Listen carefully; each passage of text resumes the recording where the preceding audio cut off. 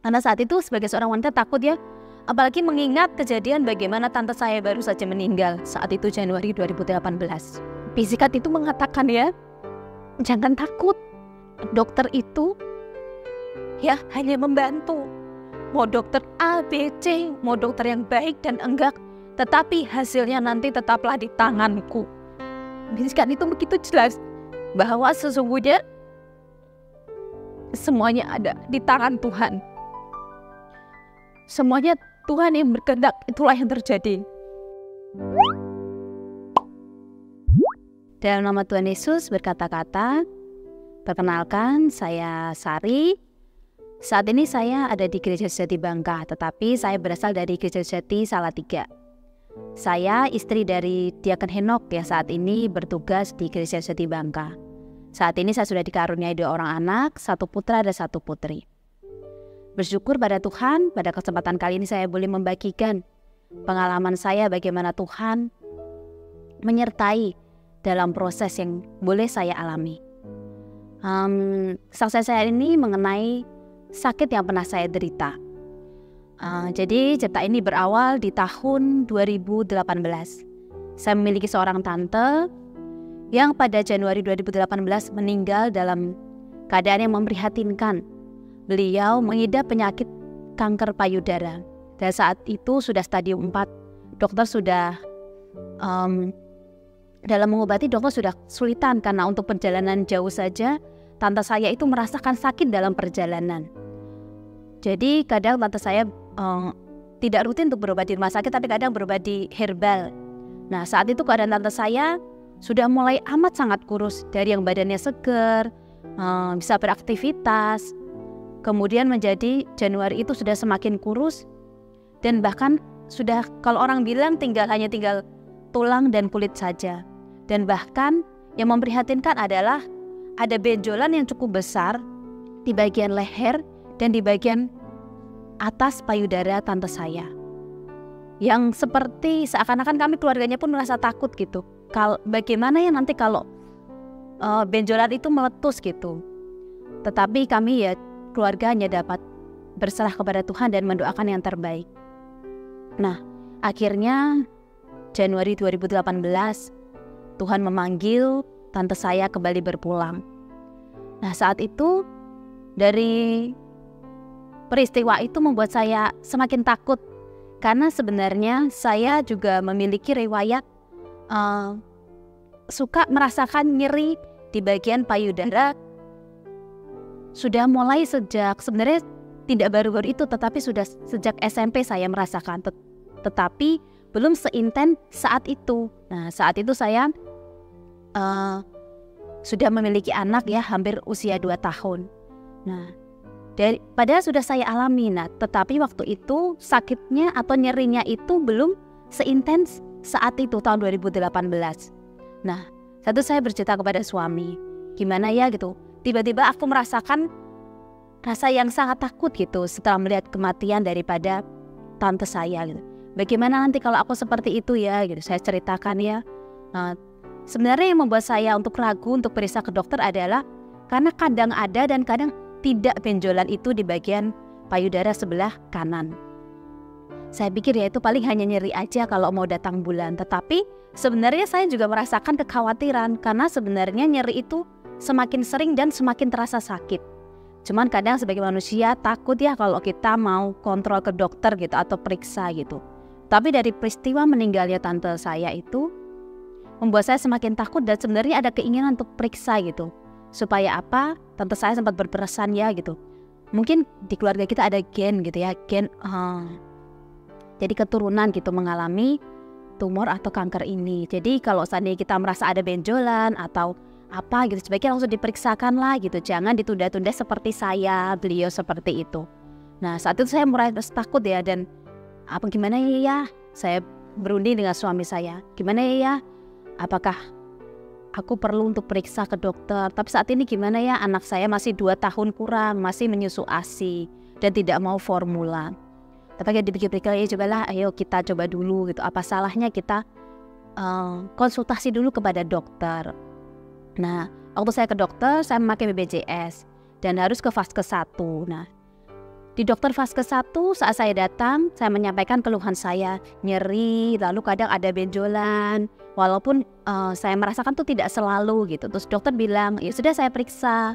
Tapi ketika diperiksa dokter bilang, samar-samar gitu. Jadi untuk memastikannya, kamu kesini lagi aja nanti, yaitu saat datang bulan hari ke-7 sampai ke-10. Nah, saat itulah waktu yang tepat untuk mengecek benjolan itu bergerak atau tidak, dan pasti akan tampak jelas gitu. Kalau saat hari ke-7 sampai ke-8 saat datang bulan, dokter bilang kalau dia ada, dia akan semakin jelas. Kalau tidak ada, ya nanti tidak ada. Pasti cuma samar-samar aja atau dia bergerak. Oh baik dok. Lalu akhirnya selang beberapa waktu setelah hari yang dikatakan dokter tadi, saya pun datang kembali. Dan di sana diperiksa dokter, wah benar ini ada benjolannya dan tidak bergerak. Jadi kemungkinan ini benar tumor. Lalu saya dirujuk untuk datang ke dokter penyakit dalam di salah satu rumah sakit daerah di Salatiga. Nah, ketika saya ke sana ada dua pilihan dokter A dan dokter B. Nah, saya pikir ya sebagai manusia tentu kita pasti memilih ya dokter mana yang kira-kira lebih baik, dokter mana sih yang pasti senior dan pengalaman gitu. Kita sebagai manusia berpikir seperti itu. Tetapi saat itu saya memilih dokter yang memang ya senior dan dikatakan orang-orang baik gitu, bagus gitulah gitu ya pengetahuannya gitu. Ya saya memilih dokter A ini ya, karena dokter B ini sebenarnya lebih mudah daripada dokter A. Nah, kemudian datanglah kami untuk konsultasi. Nah, ketika dikonsultasikan, diperiksa dokter, oh iya ini ada benjolannya cuman dalam, jadi tidak begitu terasa gitu. Lalu saya disuruh USG mamae ya, USG khusus untuk memeriksa bagian dalam payudara. Ketika diperiksa ternyata karena agak dalam dan mungkin kondisi daripada peralatan di rumah sakit tersebut ya, jadi tidak terlihat begitu jelas. Lalu saya bilang sama dokternya, wah ini nggak kelihatan gitu, jadi kurang terlihat yang mana gitu ya. Terus saya tanya, terus gimana dok solusinya gitu. Ya nggak apa-apa, kita bedah aja, dokter itu bilang seperti itu. Lah nanti udah pasti ketemu nggak dok, sebagai perempuan gitu ya, kita pasti kan merasa takut ya gitu. Nanti ketemu nggak dok kalau seperti ini, saya bilang gitu. Tetapi saat itu yang membuat saya semakin khawatir adalah jawaban dari dokter itu. Tidak sesuai dengan apa yang kami harapkan. Dokter itu bilang, ya nanti kita coba aja bedah dulu. Ketemu atau enggak ya itu nanti di meja bedah gitu. Terus saya tanya, lah nanti kalau udah seperti itu nggak ketemu gimana dok? Ya sudah ditutup lagi. Dengan mudahnya dokter itu berkata seperti itu. Saya dan suami cukup kaget gitu ya. Loh kok dokternya berkata seperti itu? Tapi kami cuma sebagai pasien ya, cuma oh baik dok gitu. Ya sudah, dokternya bilang, ya sekarang kamu pulang aja, dipikirkan baik-baik sama suami, dirundingkan bagaimana gitu, mau ditindakankah atau tidak. Kalau ditindakan ya tadi saya tidak bisa menjamin itu ketemu atau tidak. Saya dan suami cuma kaget dan akhirnya oh ya baik dok, kami rundingkan dulu. Akhirnya di rumah ya saya cukup khawatir gitu, bagaimana ya dokter aja berkata seperti itu gitu kan. Lalu setelah beberapa saat gitu ya kami semakin ya itulah manusia ya, ketika kita mengalami takut, khawatir yang amat sangat, kita tuh jadi semakin berusaha memohon kepada Tuhan, memohon pertolongan kepada Tuhan. Kita berdoa dan bahkan kita berpuasa. Karena saat itu sebagai seorang wanita takut ya, apalagi mengingat kejadian bagaimana tante saya baru saja meninggal saat itu Januari 2018. Bagaimana nanti kalau seandainya hasilnya positif gitu ya, ternyata itu kanker gitu kan ya kan, harus melakukan perawatan ini dan itu, anak saya masih kecil gitu kan. Banyak sekali kekhawatiran. Lalu apa yang kita lakukan sebagai manusia? Suami saya yang lebih menenangkan ya, sebagai perempuan kan pasti pikiran kemana-mana gitu ya, bahkan sampai tidak bisa tidur, apalagi jawaban dokter seperti itu. Lalu akhirnya suami bilang, ayo kita cari opsi yang lain. Gimana kalau kita ke rumah sakit yang lebih besar, kita cari dokter yang memang spesialis di bidang kanker dan tumor, yaitu dokter onkologi. Ayo gitu, di mana? Terus kita tanya-tanya ke jemaat, terus jemaat bilang, oh itu di rumah sakit ini di Semarang, rumah sakit swasta di Semarang. Di sana dokter ini nih, dokter S. Ya dokternya baik, konsultasinya baik, enak gitu kan. Oh baik. Terus akhirnya kita ke sana, ke Semarang ya, dengan menitipkan anak saya kepada ibu saya. Nah saat kami konsultasi ke sana, lalu puji Tuhan ya dokter menyambut dengan baik, bahkan dokter menerangkan begitu baik, sehingga membuat kami pasien tuh bukan merasa takut gitu ya, seperti dokter A tadi gitu, tapi memberikan semangat gitu bahwa ketika kita sudah memiliki itu, sebaiknya keraguan atau ketakutan gitu, apalagi sudah ditemukan benjolan, sebaiknya dilakukan tindakan. Dokter juga berkata seperti itu sambil menerangkan berbagai macam yang membuat kita tuh tenang gitu untuk melakukan tindakan. Lalu akhirnya dilakukanlah USG mamai lagi. Dan kali ini dokter bilang, kali ini pasti ketemu. Karena satu, alat kami baik, memang khusus untuk USG mamai saja, tidak dicampur dengan USG kandungan. Dan dokter yang menangani adalah dokter khusus USG. Lalu kami USG, setelah hasilnya keluar, dokter menyampaikan, wah bener nih, ada tumor di payudara bagian kanan. Besarnya sekitar 2 cm kali 1 cm lebih, dokter bilang seperti itu. Dan letaknya begitu jelas diterangkan di dalam foto USG itu. Berapa senti jaraknya dari tengah, ya dari puting. Terlihat sangat jelas. Lalu, oh baik dok, terima kasih. Lalu kami juga bertanya bagaimana untuk penanganan di rumah sakit ini.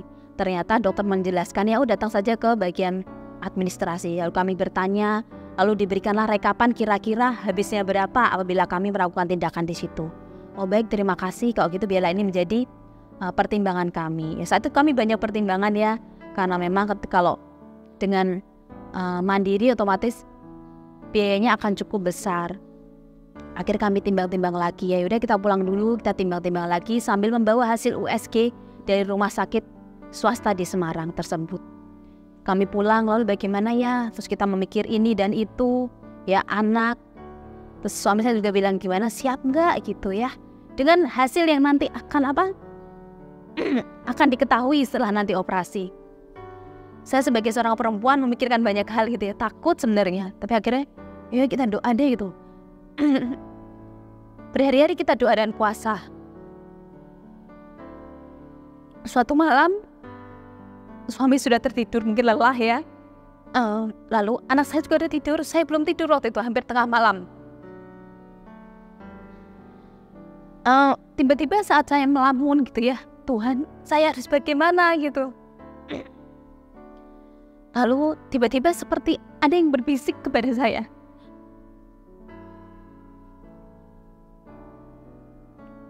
Bisikan itu mengatakan ya, jangan takut. Dokter itu ya hanya membantu. Mau dokter A, B, C, mau dokter yang baik dan enggak, tetapi hasilnya nanti tetaplah di tanganku. Bisikan itu begitu jelas. Berkata bahwa tidak usah takut, karena siapapun dokternya, sepintar apapun, sealih dokternya, seperti apapun, hasilnya tetap di tangan Tuhan. Setelah saya mendapatkan bisikan itu, hati saya berkata, oh iya ya, mau seperti apapun dokternya ya, tetapi jika Tuhan berkehendak gagal, maka akan gagal. Tetapi jika sebodoh apapun dokter itu, setidak profesionalis dokter itu, tetapi jika Tuhan berkata bahwa berhasil, pasti akan berhasil.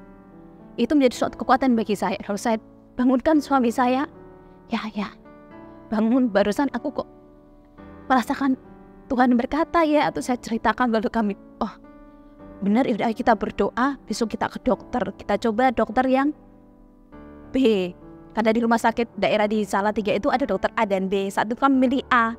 Lalu suami bilang, kalau gitu besok kita ke dokter yang B saja, kita coba. Yaudah yuk tidur. Saat itu saya bisa tidur dengan cukup nyenyak. Pagi kami berangkat, periksa lagi. Kami memilih bukan dokter A, tapi kami memilih ke dokter B. Saat kami periksa, ternyata dokternya jauh lebih ramah. Dan dokter bilang, apakah sudah USG? Terus saya ceritakan kronologinya. Terus dokter mau lihat hasilnya. Terus, oh iya ini USG-nya bagus. Di sini benar-benar terpampang ya, jarak tumornya itu dari posisi puting atau posisi tengah. Jadi begitu jelas di dalam foto USG itu. Terus, gimana sekarang keputusan ada di Anda berdua gitu, mau ditindak atau tidak gitu.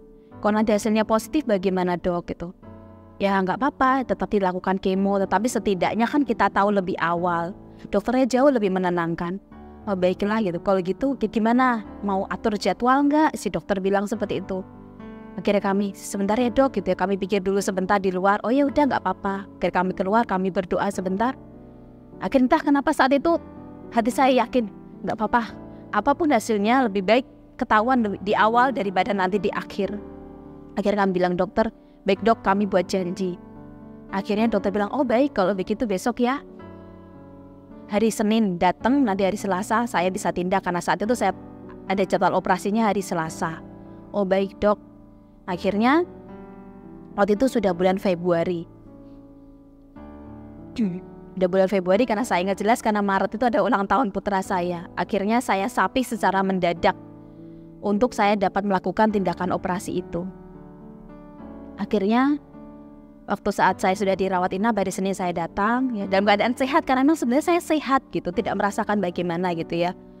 Terus malam dokter bilang puasa, nanti pagi kamu nanti akan dijadwalkan untuk operasi. Karena saya tugasnya agak siang, kemungkinan kamu dapat nomor 3 atau nomor 4 sekitar jam 10 jam 11-an. Oh baik, berarti nanti puasanya dari jam 3 ya, dokter bilang seperti itu. Oh baik. Akhirnya saya puasa. Nah entah kenapa ya, sebenarnya saya operasi itu juga takut gitu. Karena sebelumnya tuh sudah saya cerita gitu, wah di meja operasi itu ya, kalau kamu datangnya dapat yang ke nomor sekian tuh, kemungkinan tuh kadang lantai itu masih ada bekas-bekas darah gitu. Pakaian dokter mungkin ada yang mungkin baru mau ganti gitu. Jadi kelihatan saat kamu masuk nanti ruang operasi, jangan takut ya. Saudara saya berpesan seperti itu, tetapi saya malah jadi takut membayangkan yang enggak gitu. Mau operasi kok lihat darah gitu kan, serem gitu kan ya. Waktu saya berdoa, aduh Tuhan semoga beranikan saya gitu untuk melakukan operasi besok gitu. Dan puji Tuhan ternyata besok paginya kuasa Tuhan kembali datang ke dalam kehidupan saya.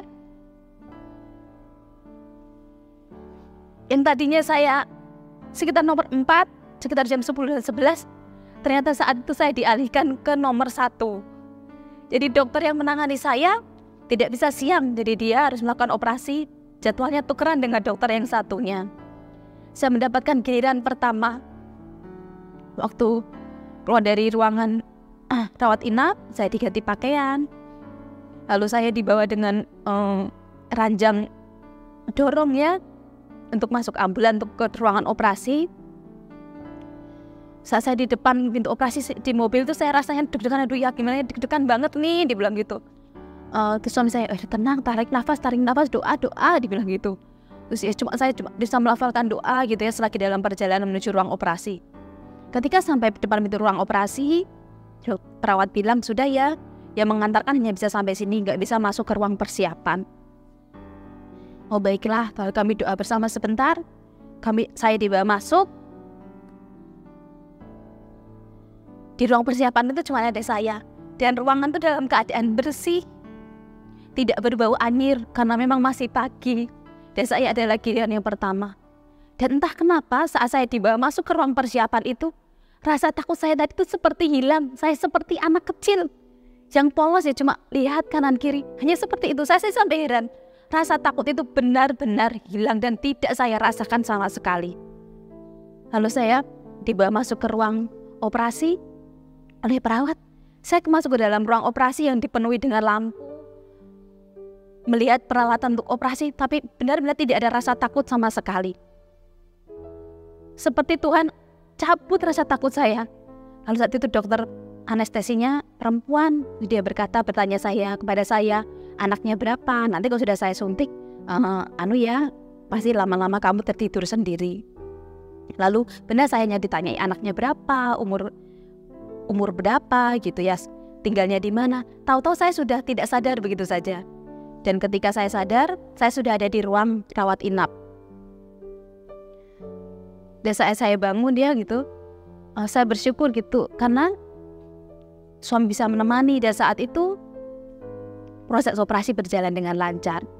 Dalam proses penyembuhannya, walaupun ada gejala seperti tangan saya sempat tidak bisa bergerak mungkin karena pengaruh anestesi, tapi puji Tuhan, walaupun saya dirawat lebih lama di rumah sakit, tetapi semuanya berjalan dengan baik. Setelah itu apa yang membuat kembali khawatir? Yaitu hasil daripada tumor yang sudah diambil tadi. Benar ya ukurannya 2 cm kali 1,2. Dan untuk mengetahui itu ganas atau tidak adalah dengan cek lab. Dan saat itu rumah sakit hasilnya menjanjikan adalah sekitar 2 minggu. Selama 2 minggu itulah yang membuat saya pun cukup khawatir, yaitu positif enggak tumor jinak atau tumor ganas. Nah, tapi apa yang kami lakukan, kami hanya bisa berdoa dan serah kepada Tuhan. Jika memang hasilnya positif itu tumor ganas, berarti memang saya harus menjalani kemo dan pengobatan yang harus ditempuh. Saya hanya mohon Tuhan kiranya kuatkan saya dan izinkan saya untuk kembali sehat. Nah, berkatilah anak saya juga karena dia masih kecil. Berikan juga kesehatan kepada suami saya karena harus menemani saya dalam proses pengobatan yang tentu tidak mudah. 2 minggu kami menunggu dengan penuh berdebar-debar. Tibalah hari saat 2 minggu itu. Saat kami datang ya, saya udah keringat dingin, takut gimana hasilnya gitu ya. Saat kami masuk, dokter berkata dengan wajah yang berseri gitu ya, silakan duduk, gimana kabarnya, sudah sehat, tangannya sudah bisa berleluasa bergerak, dokter bilang gitu. Sudah lebih enakan dok, saya bilang gitu. Terus mau tahu hasilnya enggak, dokter bilang gitu. Aduh ya tentu dok, kami juga ingin melihat hasilnya gitu, baik atau enggak. Akhirnya saya buka ya hasilnya, terus dokter buka, ternyata puji Tuhan, dokternya berkata hasilnya adalah tumor jinak. Saat itu seketika saya seperti ingin melompat ya, tetapi karena saya ingat usia, saya cuma berkata sama-sama dengan suami saya, puji Tuhan, hasilnya adalah tumor jinak. Saya bilang, puji Tuhan ya dok, gitu, iya gitu. Tapi nggak apa-apa, memang lebih baik ditangani di awal. Seandainya tumor ganas pun, lebih baik ditangani di awal. Untuk kemungkinannya bisa sembuh adalah lebih besar daripada nanti kamu tunggu berikut-berikutnya.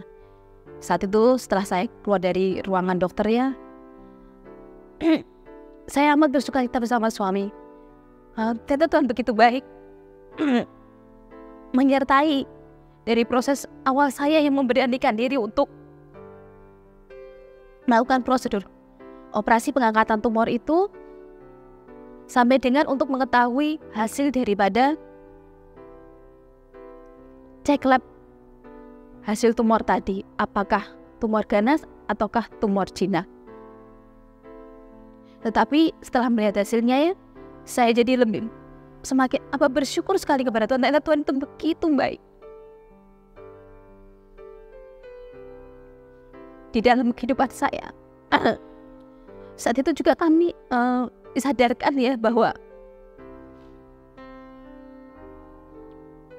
sebagai manusia kita pasti akan memilih-milih dan memikirkan banyak hal yang positifnya gitu ya, atau nilai plusnya, apalagi di dalam kesehatan ya.